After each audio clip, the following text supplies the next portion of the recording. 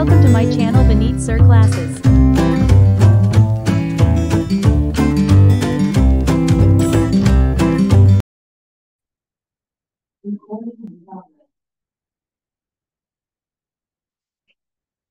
देखो, आज जो हम बेटा अपनी क्लास में करेंगे ना, ये हमारे 11th क्लास का लास्ट चैप्टर है, account from incomplete records. What are incomplete records? Incomplete records क्या होते हैं? जैसे हमारे कुछ एंट्रीज होती हैं। पहले हमारा एक सिस्टम होता था, डबल एंट्री सिस्टम, और एक होता था single entry system. Single entry system क्या होता था? जैसे मान लो हमारे पास हमने कोई कैश की ट्रांजेक्शन्स करी है, तो हम कैश अकाउंट को बार बार डेबिट क्रेडिट नहीं करते थे। बस उसके केस में जो क्रेडिट होता था या डेबिट होता था उनको लिखते थे, तो सिंगल साइड होती थी उसकी एंट्री। वो होते थे इनकम्प्लीट रिकॉर्ड। ठीक है, जैसे मान लो हमने फर्नीचर कैश में परचेज किया है, तो फर्नीचर टू कैश के बजाय फर्नीचर अकाउंट डेबिट लिख देंगे। अगर हमने कोई चीज बेची है, तो कैश को डेबिट नहीं करेंगे, उस चीज का नाम लिख देंगे, क्रेडिट कर देंगे। तो मतलब क्रेडिट का मतलब हो रहा था हमने कोई कैश आ रहा है, और डेबिट का मतलब है कहीं से कैश जा रहा है हमारा इनसे। ठीक है। अब इन्होंने क्या कहा, इन अकाउंट फॉर इनकम्प्लीट रिकॉर्ड के बाद उन्होंने बोला हम प्रॉफिट और लॉस जो है ना, हम ट्रेडिंग P&L से नहीं निकालेंगे, हम उसकी स्टेटमेंट निकालेंगे। तो उन्होंने एक स्टेटमेंट बनवाई, स्टेटमेंट ऑफ प्रॉफिट और लॉस।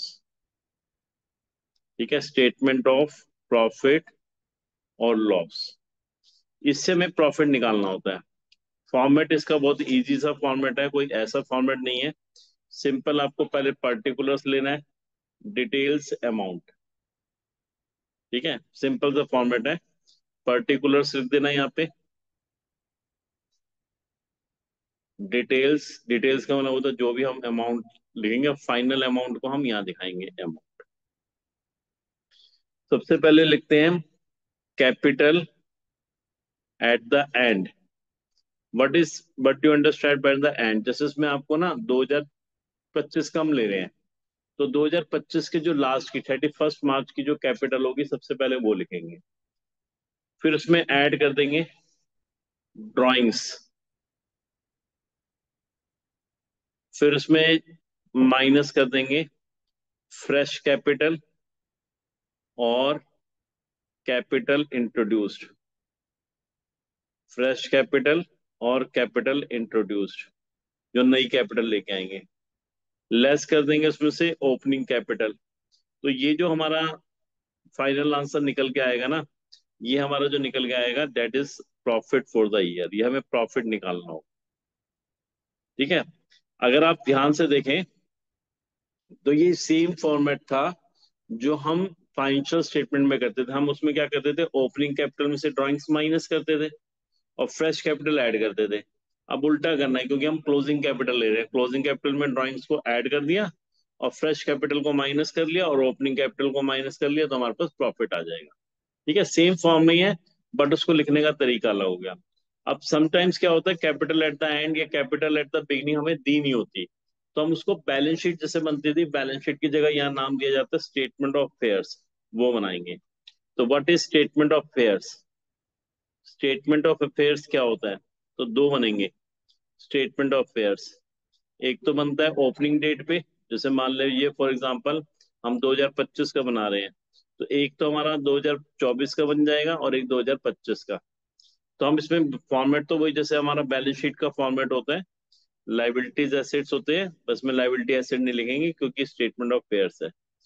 बाकी सारी चीजें वही लिखेंगे, जैसे कि लाइबिलिटी वाली साइड लाइबिलिटी वाली चीजें लिखेंगे, जैसे क्रेडिटर्स है, बिल्स पेबल है, सब कुछ वही चीजें लिखेंगे जैसे हमारी आती थी लाइबिलिटी साइड वाली। लोन हो गया, कोई आउटस्टैंडिंग एक्सपेंसेस है। ठीक है, सब कुछ जैसे हमने पहले लिखा था बैलेंस शीट में, वैसे लिखेंगे। कैश हो गया, स्टॉक हो गया, फर्नीचर हो गया, बिल्डिंग हो गया, ठीक है, मशीनरी हो गई, और कोई भी हमारा फिक्स एसेट्स है, डेटर्स हो गए हमारे। ठीक है, कोई भी और फिक्स्ड एसेट या करंट एसेट्स, कोई भी एसेट्स हो, वो सब यहाँ लिखेंगे। बैंक का बैलेंस हो गया। अब इसको लिखने से क्या होगा, हमारे पास डिफरेंस आएगा। जो डिफरेंस आएगा ना, वो हमेशा क्रेडिट मतलब लायबिलिटी साइड पे लिखेंगे, that is known as capital. तो ये कैपिटल आपको फाइंड आउट करनी होगी, ये मिसिंग फिगर होगी। ठीक है, तो स्टेटमेंट ऑफ फेयर्स का पर्पस क्या है? To find out the capital whether it is opening और वेदर इट इज क्लोजिंग। ठीक है, अब इसमें एक चीज जो आपको और ध्यान रखनी है, हमने कुछ एडजस्टमेंट्स की थी। ठीक है, तो इसमें भी कई बार क्या होता है, जब हम प्रॉफिट निकालते हैं तो उसमें कुछ एडजस्टमेंट होती है। आपको ध्यान होगा कुछ एडजस्टमेंट जो हम प्रॉफिट लॉस में ऐड करते थे, याद है?